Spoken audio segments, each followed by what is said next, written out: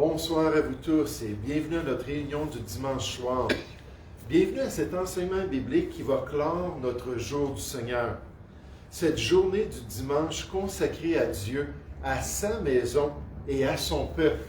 Et à chaque dimanche, on aime ça, juste venir, se donner au Seigneur, puis s'attendre à lui pour que ça soit une bénédiction pour son peuple. Ce soir, j'aimerais vous parler sur la vérité biblique selon l'Esprit. La vérité biblique selon l'Esprit. Cette vérité des Écritures selon laquelle le Seigneur désire que nous soyons en tant que chrétiens, que nous soyons en tant qu'enfants de Dieu, dirigés par son Saint-Esprit, conduits par l'Esprit de Dieu, par la présence même du Seigneur dans notre cœur, cette présence qui fait toute la différence si nous sommes des enfants de Dieu. La Bible affirme clairement que si quelqu'un n'a pas l'Esprit de Christ, il ne lui appartient pas. Romains chapitre 8 au verset 9. Mais si nous sommes sauvés et si nous avons l'Esprit de Dieu, alors Dieu nous invite à le suivre, nous invite à lui obéir dans notre marche de tous les jours. Et nécessairement pour le chrétien, vous allez voir, c'est un incontournable, c'est un impératif et c'est le plan de Dieu. Un auteur, le théologien A.W. Tozer, nous dit « La vie remplie de l'Esprit, on pourrait dire dirigée par l'Esprit de Dieu, n'est pas une édition spéciale pour l'Église de Jésus-Christ ou un luxe du christianisme. Une telle vie chrétienne fait partie intégrante du plan global de Dieu pour son peuple, pour tous ses enfants. » On ne parle pas d'une élite spirituelle, on ne parle pas de ceux qui sont vraiment plus proches de Dieu. Non, être selon l'Esprit, c'est pour tous les enfants de Dieu, comme on va l'apprendre ce soir. Cherchons ensemble l'Épître aux Galates au chapitre 5. L'Épître aux Galates au chapitre 5, pour considérer une telle vie chrétienne selon l'Esprit de Dieu. Galates chapitre 5. Juste pour nous mettre un peu dans le contexte de ce qui se passe dans ce chapitre, avant d'arriver aux autres instructions plus claires sur la vie chrétienne selon l'Esprit, j'aimerais qu'on puisse débuter avec le verset 1. Galates chapitre 5, pour nous mettre dans le contexte. Au verset 1, on nous dit « C'est pour la liberté que Christ nous a affranchis, que Christ nous a rendus libres.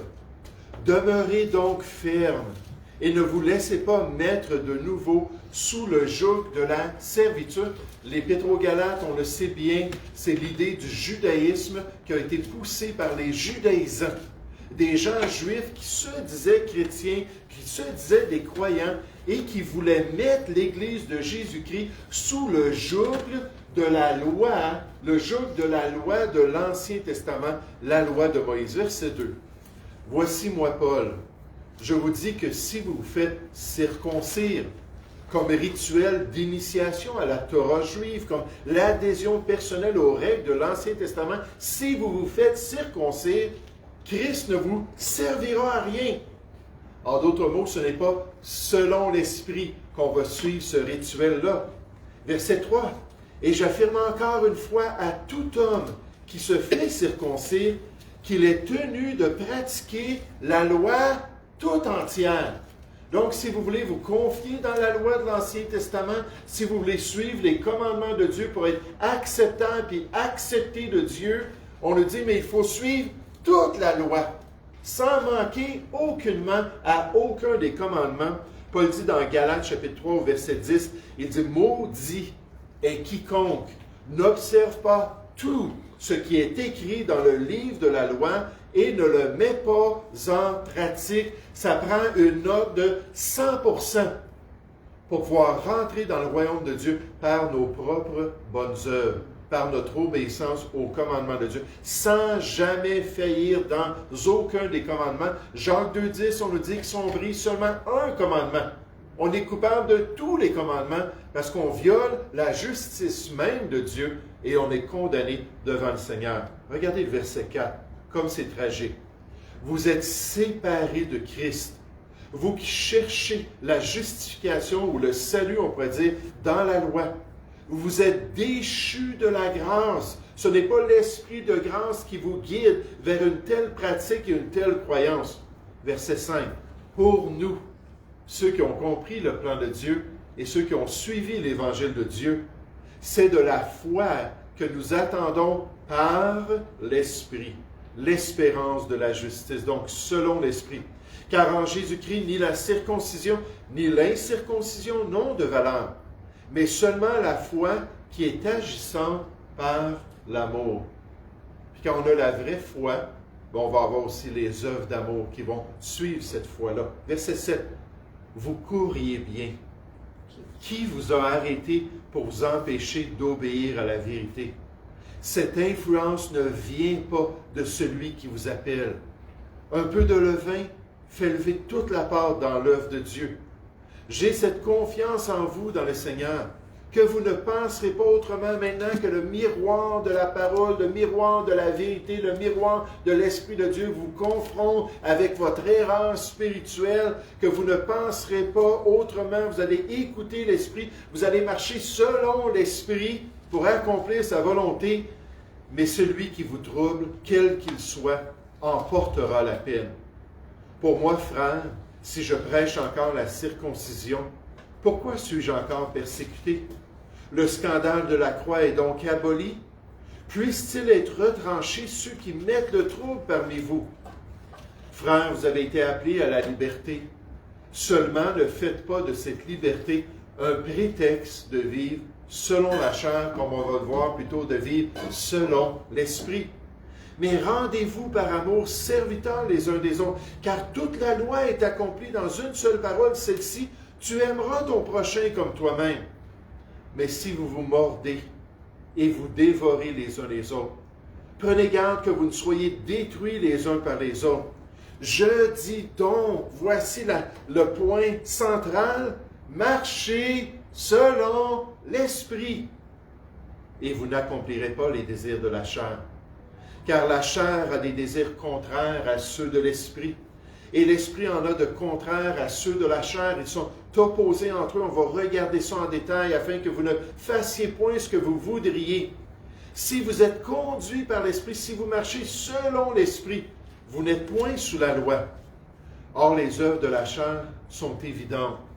Pour celui qui refuse de marcher selon l'Esprit, ce sont la débauche, l'impureté, le dérèglement, l'idolâtrie, la magie, les rivalités, les querelles, les jalousies, les animosités, les disputes, les divisions, les sectes, l'envie, l'ivrognerie, les excès de table et les choses semblables. Je vous dis d'avance, comme je l'ai déjà dit, que ceux qui commettent de telles choses, juste en passant ici, on parle au présent de l'indicatif, ça c'est le temps continuel. C'est le temps non pas ponctuel, mais qui démontre un style de vie. Ceux qui commettent continuellement de telles choses n'hériteront point le royaume de Dieu. Mais le fruit de l'Esprit, pour ceux qui marchent selon l'Esprit, c'est l'amour, la joie, la paix, la patience, la bonté, la bienveillance, la foi, la douceur, la maîtrise de soi. Puis je me dis entre le verset 22 puis les versets 19 à 21, qu'est-ce qu'on veut dans notre Église? Et qu'est-ce qu'on veut dans la maison de Dieu? Les œuvres de la chair ou ce beau fruit de l'Esprit? Pour moi, c'est clair. Ces choses-là ne sont pas, on nous dit au verset 23, contre la loi, n'est pas contre ces choses. Ceux qui sont à Jésus-Christ ont crucifié la chair avec ses passions et ses désirs. Si nous vivons par l'Esprit, si nous avons la nouvelle vie spirituelle en Jésus-Christ, marchons aussi selon l'Esprit. Ne cherchons pas une vaine gloire en nous provoquant les uns les autres, en nous portant envie les uns aux autres. Alors, pour le chrétien qui désire plaire à son Père céleste, pour l'enfant de Dieu qui veut bénéficier de cette nouvelle vie en Jésus, qu'est-ce que la parole de Dieu enseigne dans notre passage ce soir concernant ce croyant qui marche selon l'Esprit? Et pour moi, c'est tellement important de saisir ça, c'est tellement important de s'attacher à cette réalité-là, de s'élever au-dessus du naturel pour rentrer dans ce domaine du surnaturel en dépendant de l'Esprit de Dieu pour accomplir la volonté de Dieu. La Bible affirme que marcher selon l'Esprit permet aux chrétiens d'éviter les erreurs des faux frères. Marcher selon l'Esprit, ça permet aux chrétiens d'éviter les erreurs des faux frères, souvent des faux frères qui veulent séduire l'Église de Jésus-Christ. Car l'Esprit de Dieu, selon lequel on devrait marcher, c'est l'Esprit de vérité. Le Saint-Esprit de Dieu nous guide toujours vers la volonté de notre Père céleste, vers les vérités de sa parole, qu'il a lui-même inspiré pour nous guider dans la bonne voie vers le plan parfait de notre Père céleste. Regardez dans Galates chapitre 1. On va juste tourner dans Galates chapitre 1 pour considérer un petit peu ce qui s'est produit dans cette église ou dans ce groupe d'églises. On nous parle des églises de la Galatie. Puis comment, malheureusement, ils n'ont pas toujours été spirituels, puis ils n'ont pas toujours cherché à marcher selon l'Esprit, puis à être guidés selon l'Esprit de Dieu. Galates chapitre 1 au verset 6, on nous dit « Je m'étonne que vous vous détourniez si promptement de celui qui vous a appelé par la grâce de Christ. » Donc, ils se sont détournés pas à cause de l'Esprit de Dieu. Oui, un esprit, mais certainement pas le Saint-Esprit du Seigneur, pour se détourner de la grâce de Dieu. Ça me rappelait, alors que je pensais à cela, quand Jésus a dit dans Luc 9, au verset 55, vous vous rappelez, ils étaient dans une des villes des Samaritains. Les Samaritains ont réagi envers Jésus, puis ne voulaient pas lui donner accès auprès de leur vie. Là, ils ont dit à Jésus, veux-tu qu'on commande, on sait comment est-ce que ça se faisait dans l'Ancien Testament, que le feu puisse descendre du ciel, puis venir consumer ces Samaritains-là. Puis Jésus leur a dit, puis vous savez, même en tant que chrétien, ça peut arriver dans notre vie, qu'on ne réalise pas c'est quoi l'Esprit qui est en train d'agir dans notre cœur. Hein, si on pense à Pierre dans Matthieu 16, qu'est-ce que Jésus lui a dit quand il a dit « Non, non, ça ne t'arrivera pas, tu ne mourras pas sur la croix, tout ça. » Il a dit « Arrière de moi, Satan. » Quand on pense à Ananias et Saphira dans Actes chapitre 5, puis on pense au fait qu'ils ont menti au Saint-Esprit, puis ils ont menti à Dieu. On nous dit « Pourquoi Satan a-t-il rempli ton cœur? » Puis on pense à cette influence-là qui peut nous détourner de la volonté de Dieu. Mais Jésus, dans Luc 9, 55, a dit « Vous ne savez de quel esprit vous êtes animés. » C'est certain que si c'est l'Esprit de Dieu qui nous anime, on sait que ça va toujours être en accord avec la volonté de Dieu. Donc, au verset 6 dans Galates chapitre 1, ça dit « Je m'étonne que vous vous détourniez si promptement de celui qui vous a appelé par la grâce de Christ pour passer à un autre évangile. » Puis là, Paul s'empresse de dire, non pas qu'il y a un autre évangile, il y a seulement un évangile, un vrai évangile. Mais il y a des gens qui vous troublent et qui veulent altérer l'évangile de Christ. Paul dit, mais si nous-mêmes, si un ange du ciel, donc une créature céleste, un esprit impur, annoncer un évangile s'écartant de celui que nous vous avons prêché. Dans 1 Timothée chapitre 4, versets 1 et 2, on nous dit, dans les derniers temps, il y a des gens qui vont se détourner de la foi pour suivre des doctrines, des enseignements de démons, d'esprits impurs. Ils vont se laisser séduire spirituellement, mais ce n'est pas l'Esprit de Dieu qui va les détourner de la vérité. Mais on nous dit que ces gens-là qui essaient de vous détourner, qui vous prêchent un faux message, qu'ils soient anathèmes ou voués à la destruction. Regardez maintenant dans Galates chapitre 5. Alors qu'on considère cette réalité-là, que c'est possible pour les chrétiens d'être influencés par le mauvais esprit, mais gloire à Dieu, cette belle vérité, que si c'est selon l'Esprit de Dieu, à ce moment-là, on sait qu'on va continuer dans les voies du Seigneur. Galates chapitre 5, on nous dit au verset 5, « Pour nous, c'est de la foi que nous attendons par l'Esprit, en coopération avec l'Esprit de Dieu, avec les arts de l'Esprit qui agissent dans nos cœurs, l'espérance de la justice. Car en Jésus-Christ, ni la circoncision, ni l'incirconcision n'ont de valeur, mais seulement la foi qui est agissante par l'amour. Vous courriez bien, verset 7. Qui vous a arrêté pour vous empêcher d'obéir à la vérité? Puis on peut mettre un gros X sur l'Esprit de Dieu. Parce que ce n'est pas l'Esprit de Dieu qui les aurait arrêtés d'obéir à la vérité. Cette influence ne vient pas de celui qui vous appelle. Un peu de levain fait lever toute la pâte. J'ai cette confiance en vous dans le Seigneur que vous ne penserez pas autrement. Mais celui qui vous trouble, quel qu'il soit, en portera la peine. Pour moi, frère, si je prêche encore la circoncision, pourquoi suis-je encore persécuté? Le scandale de la croix est donc aboli. Puisse-t-il être retranché ceux qui mettent le trouble parmi vous? Une vie chrétienne selon l'Esprit, c'est une vie en accord avec la vérité. Une vie selon l'Esprit, c'est une marche selon le plan révélé de notre Dieu, selon sa volonté parfaite pour l'Église de Jésus-Christ. Jésus a dit concernant son Esprit dans Jean 16, 13, il a dit, quand le Consolateur sera venu, l'Esprit de vérité, il vous conduira dans toute la vérité. Là, ici, on nous exhorte à marcher selon l'Esprit, à le laisser nous aider à marcher dans la vérité et à accomplir la volonté de Dieu. Jean a dit dans 1 Jean chapitre 2, il a dit, je vous ai écrit ces choses au sujet de ceux qui vous égarent, ceux qui vous trompent. Pour vous, l'onction que vous avez reçue de lui demeure en vous si on marche selon cette onction et selon l'Esprit. Et vous n'avez pas besoin qu'on vous enseigne.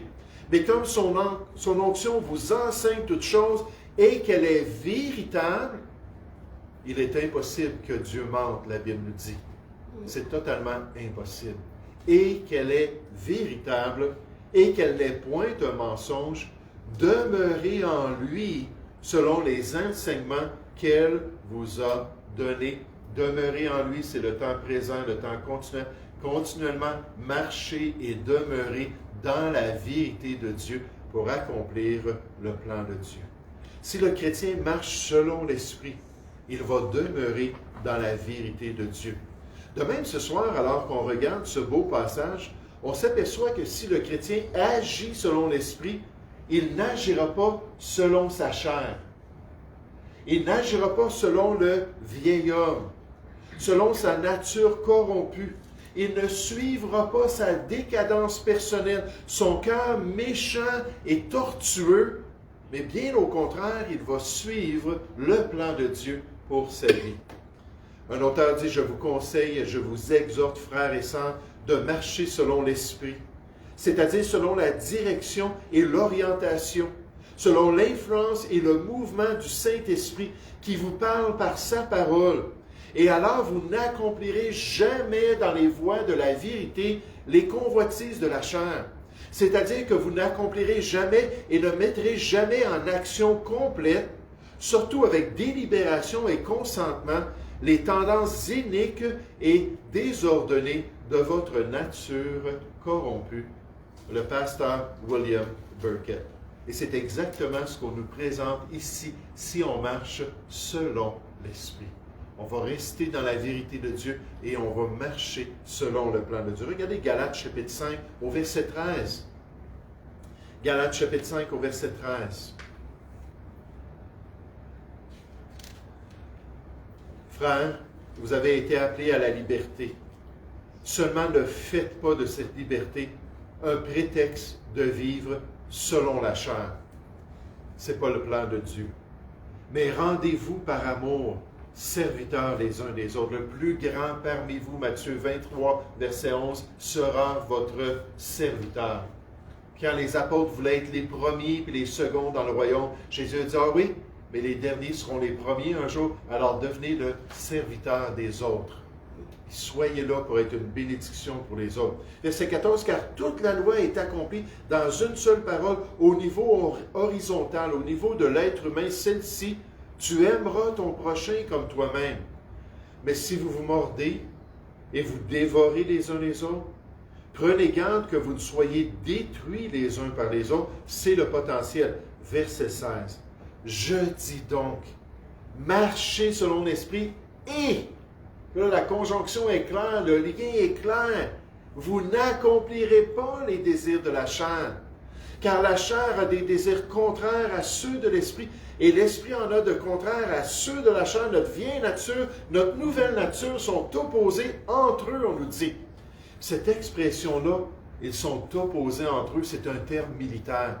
Ça parle de deux armées qui viennent dans un conflit, puis qui commencent à se battre l'un contre l'autre, puis qui s'aperçoivent que le conflit va durer, puis qui viennent qu'à creuser des tranchées. On pense à la Première Guerre mondiale, lorsque dans les théâtres de l'Europe, il y avait des grands conflits, puis il y avait plein de tranchées dans la terre, alors que les soldats se cachaient, puis se tiraient les uns sur les autres. Ils savaient que ça n'allait pas se régler du jour au lendemain, puis qu'ils devaient rester là avec persévérance pour résister à l'ennemi.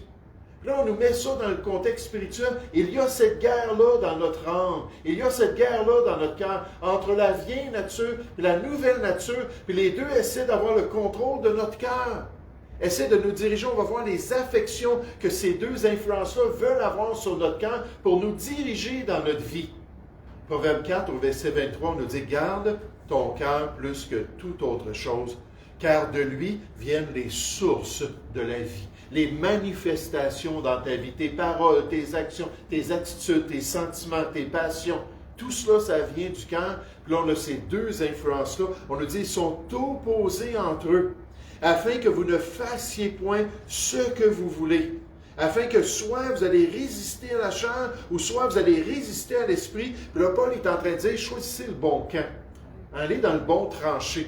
Puis là, soyez prêts à travailler tout le restant de votre vie chrétienne dans la résistance spirituelle que Dieu veut dans votre cœur.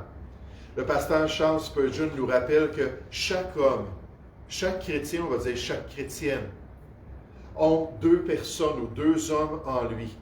Et il y a une guerre continuelle dans son âme. Puis je suis certain qu'en tant que pasteur d'une église de 7000 personnes, le Tabernacle baptiste de Londres, ils étaient 7000 personnes dans le ministère de Charles Spurgeon. Je suis certain qu'à chaque semaine, il en entendait parler de ce conflit-là spirituel. Des dépendances que notre cœur est en train de vivre à cause de notre vieille nature, puis les péchés habituels, puis les querelles, puis les problèmes. Je suis certain que ça devait tout être un défi pour lui, d'essayer de régler, de gérer, puis de régler par la grâce de Dieu tous les problèmes qui se vivaient à cause de la vieille nature, puis de dire aux gens, écoutez, il faut choisir le bon camp. Il faut laisser l'Esprit de Dieu vous diriger. Le docteur West, dans sa traduction particulière de l'Épître aux Galates, dit dans ce passage, « Mais je dis, par l'intermédiaire de l'Esprit, réglez habituellement votre manière de vivre, et vous n'exécuterez en aucune manière le désir passionné, c'est très fort dans l'original, de la mauvaise nature. Car la mauvaise nature a constamment un fort désir de supprimer l'esprit. Et l'esprit a constamment un fort désir de supprimer la nature perverse. Et ceux-ci sont dans des tranchées d'opposition mutuelle les uns envers les autres, afin que vous ne puissiez pas faire les choses que vous désirez faire dans votre cœur. Si nous marchons selon l'Esprit. Regardez au verset 24, comment ça doit être ce choix-là de notre cœur. On nous dit ceux qui sont à Jésus-Christ, puis qui ont ce merveilleux esprit de Christ, ont crucifié la chair avec ses passions et ses désirs. Si nous vivons par l'Esprit, marchons aussi selon l'Esprit, en dépendant de l'Esprit, parce que là, vous allez être en mesure de le faire. Vous allez être en mesure de résister, vous allez être en mesure de dire non aux tendances naturelles de votre chair, à cette passion, cette convoitise qui se trouve dans votre âme. Puis vous allez pouvoir dire non. Il dit, ne cherchons pas une vaine gloire, en nous provoquant les uns les autres, en nous portant envie les uns aux autres, parce que malheureusement, comme les Corinthiens, il y avait des gros problèmes dans les relations entre les Galates. Des gens qui s'étaient éloignés si loin de l'Évangile de Jésus-Christ, et dans leur vie d'Église, ils étaient rendus au point qu'ils pouvaient se détruire mutuellement, parce qu'ils marchaient non selon l'Esprit, mais selon le vieil homme. Cherchons ensemble l'Épître aux Romains au chapitre 8. L'Épître aux Romains au chapitre 8. Nécessairement, l'Épître aux Romains au chapitre 8 suit l'Épître aux Romains au chapitre 7. Si vous connaissez moindrement l'Épître aux Romains et ses divisions, le chapitre 7, c'est le grand chapitre du désespoir envers notre nature corrompue. Et là, l'apôtre Paul décrit ça, le combat pour faire ce qui est bien alors que c'est ce qui est mal qui paraît dans notre vie. Le combat de désirer suivre les instructions de Dieu alors qu'on n'a pas la force, qu'on n'a pas la grâce pour pouvoir le faire. Jusqu'au point où ce que Paul dit, je pense que c'est au verset 24 de Romains 7, qui dit « Qui me délivrera de ce corps de mort? » Cette chair-là qui est attachée à moi puis qui m'influence. Puis là, on voit le cri d'un chrétien immature, n'est-ce pas? On voit le cri de celui qui n'a pas appris à être rempli de l'Esprit, à marcher selon l'Esprit, à être libéré par l'Esprit, parce que c'est ce qu'on nous présente dans le chapitre 8, qu'on voit cette puissance-là qui est disponible pour les enfants de Dieu. Et dans ce cri-là, l'apôtre Paul représente cette réalité d'un attachement malsain à notre cœur qui nous suit pendant notre marche chrétienne, qui nous accompagne comme à l'époque, quand quelqu'un était reconnu coupable de meurtre, une des manières qu'on allait l'exécuter, c'est de prendre le cadavre de la personne qui l'avait tué, puis de l'attacher sur lui. Là, on lui mettait 2 soldats romains, puis on l'accompagnait, puis on marchait avec lui, il allait coucher dans les champs, dans les cavernes, tout ça. Mais il y avait un cadavre qui était en train de se décomposer, puis avec la senteur, puis avec l'expérience d'avoir ça sur lui. Puis souvent, la conclusion, c'est que la personne allait en haut d'une montagne, puis se jetait dans le vide avec son cadavre. Parce qu'elle n'était plus capable de supporter ce jugement-là tellement atroce d'avoir un corps de mort attaché à lui. Puis là, c'est spirituellement qu'on parle, c'est une réalité ici-bas sur la terre, mais qu'on peut surmonter en arrivant dans le chapitre 8. Regardez au verset 1 du chapitre 8.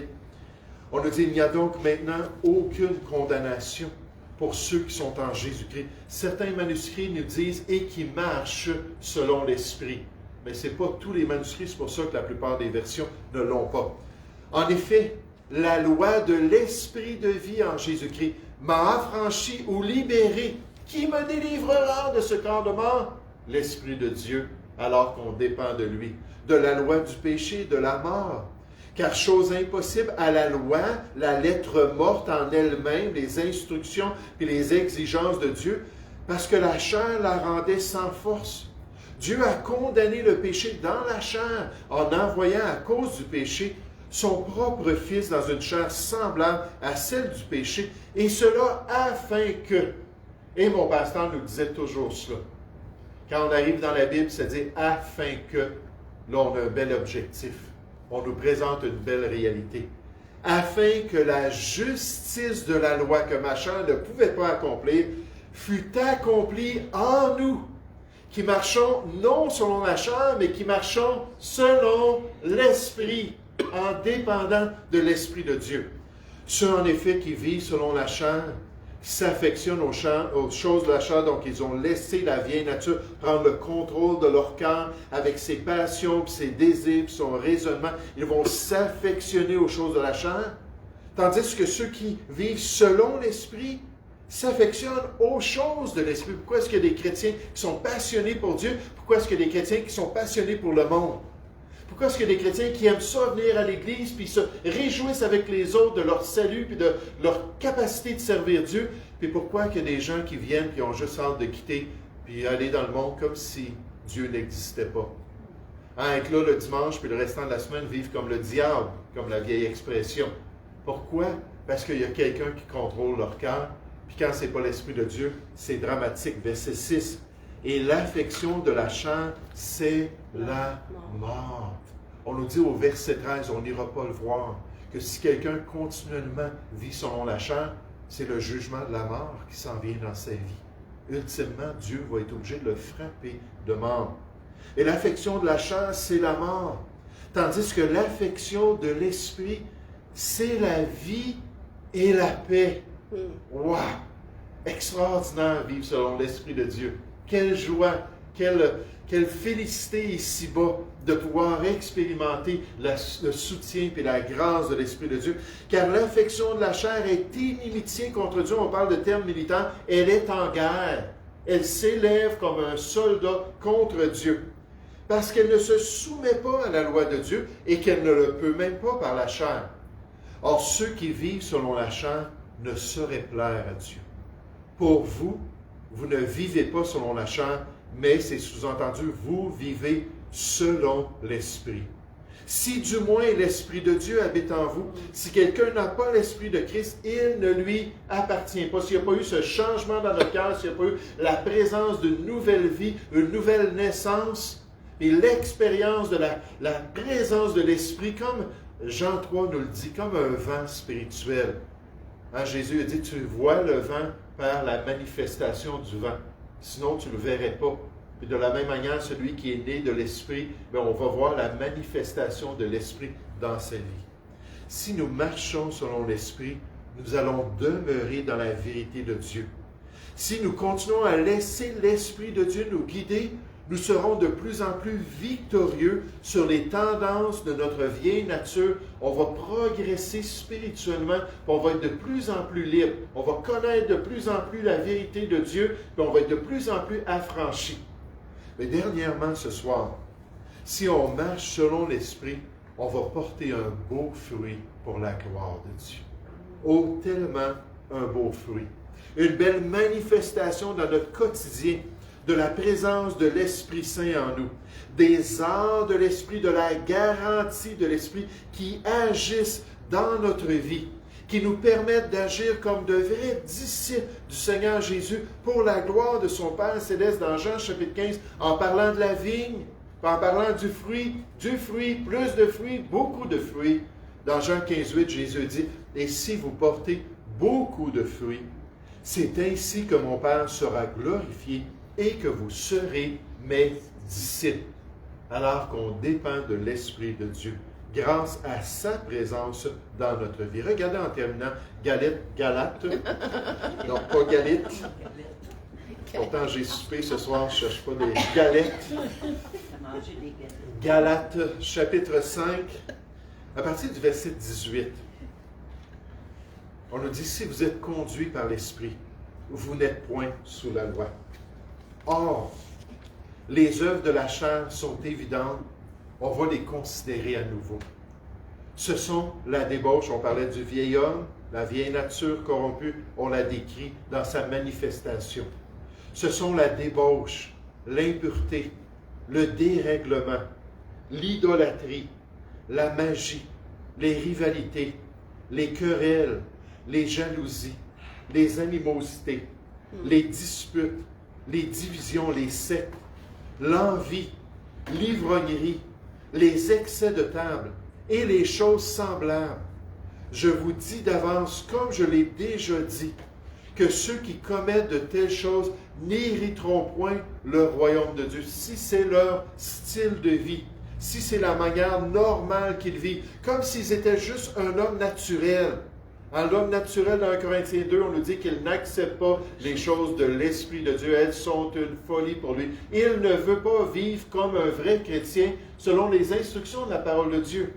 C'est ça qui est triste quand quelqu'un vient à l'Église, il a un beau sourire, il dit « Oui, j'aime Jésus », puis le restant de la semaine, il ne vit pas selon ces instructions-là, selon le nouvel homme et la volonté de Dieu. Puis là, le verset 22 arrive.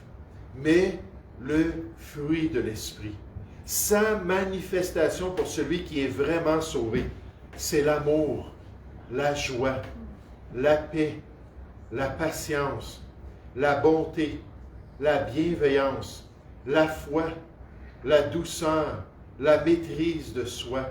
La loi n'est pas contre ces choses. Est-ce qu'on peut le chanter? Mais le fruit de l'Esprit, c'est l'amour, la joie, la paix, la patience, la bonté, la bienveillance, la foi, la douceur, la maîtrise de soi. La loi n'est pas contre ces choses. Est-ce que c'est ça qui se manifeste dans votre vie? Le pasteur Warren Wiersbe nous dit, la personne qui pratique ses péchés n'héritera pas du royaume de Dieu. Là, on parle des œuvres de la chair. Paul ne parle pas d'un acte de péché, mais d'une habitude de péché. Il existe une fausse assurance du salut qui n'est pas basée sur ce que Dieu nous dit dans sa parole. Le fait que le croyant ne soit pas sous la loi, mais sous la grâce, n'est pas une excuse pour le péché. Ce n'est pas une licence pour vivre comme on désire. N'est-ce pas? Changer la grâce de Dieu en dérèglement. Ça nous dit dans Jude chapitre 1 au verset 4. C'est pas ça le plan de Dieu. Au contraire, c'est un encouragement à vivre dans l'obéissance au Seigneur. Mais comment le croyant gère-t-il la vieille nature quand elle est si capable de produire des péchés aussi horribles? Les querelles, les jalousies, les animosités, on veut juste être méchant. Comme un chien là, qui veut se venger d'un autre chien. On veut juste être méchants les uns contre les autres. Comment peut-il gérer cela? Et dit la loi ne peut pas changer et contrôler l'ancienne nature. La vieille nature doit être crucifiée. Paul explique que le croyant s'identifie à Christ dans sa mort, son enterrement et sa résurrection. Christ n'est pas seulement mort pour moi, mais je suis mort avec Christ. Christ est mort pour moi afin d'effacer le châtiment de mon péché, mais dans le plan de Dieu, je suis mort avec Christ pour briser la puissance du péché dans ma propre vie. Et c'est ce qu'on voit dans Romains chapitre 6. Vous vous rappelez les 3 P qui sont liés au péché. La pénalité du péché, la puissance du péché, puis gloire à Dieu un jour, la présence du péché. Puis on va être totalement dans la gloire, une fois dans le royaume de Dieu, libéré de cette vieille nature-là. Mais entre-temps, on a ce défi-là. De marcher, la parole de Dieu nous dit, en nouveauté de Dieu. Par cette puissance-là, en nouveauté de vie, merci, par cette puissance et cette présence de l'Esprit qui est en nous. Alors, la vie chrétienne selon l'Esprit, qu'est-ce que ça implique? Ça implique que le chrétien va demeurer dans la vérité. S'il laisse l'Esprit de Dieu le guider, s'il utilise la parole de l'Esprit pour lui montrer la bonne voie, il va pouvoir éviter toutes les erreurs, les hérésies et les séductions qui peuvent se produire dans les milieux chrétiens. Qu'est-ce que c'est encore un chrétien qui vit selon l'Esprit? C'est un chrétien qui est de plus en plus victorieux. Un chrétien qui saisit de plus en plus sa grâce, qui est en mesure de crucifier sa chair, de résister à ses convoitises, à ses passions qui le détournent du plan de Dieu, pour pouvoir avoir ce beau témoignage de nouvelle vie en Jésus-Christ. Qu'est-ce que c'est que celui qui vit selon l'Esprit de Dieu? C'est celui qui se laisse remplir de l'Esprit, celui qui porte le beau fruit de l'Esprit et qui manifeste cette présence-là d'une manière concrète dans ses attitudes, dans ses paroles et dans sa conduite, alors qu'il glorifie son Dieu et qu'il accomplit sa volonté. Est-ce que ça vaut la peine de marcher selon l'Esprit? J'aimerais vous dire, pour la gloire de Dieu, ça vaut la peine. Nous allons prier ensemble. Oui, Père Céleste, on veut te remercier encore pour les Écritures et on veut te remercier pour toutes sortes de passages dans le Nouveau Testament qui nous parlent de l'Esprit de Dieu, de ses agissements en nous. Et Père, ce privilège d'avoir la puissance de la résurrection de Christ qui nous maintient dans tes voies. Seigneur, qui nous permet d'accomplir ta volonté et qui nous permet de grandir en grâce de plus en plus. Ô Père, aide-nous à viser cette perfection, à courir vers le but de cette maturité, afin d'être de plus en plus stable et de pouvoir de plus en plus te glorifier. Père, on te prie, au nom du Seigneur Jésus. Amen.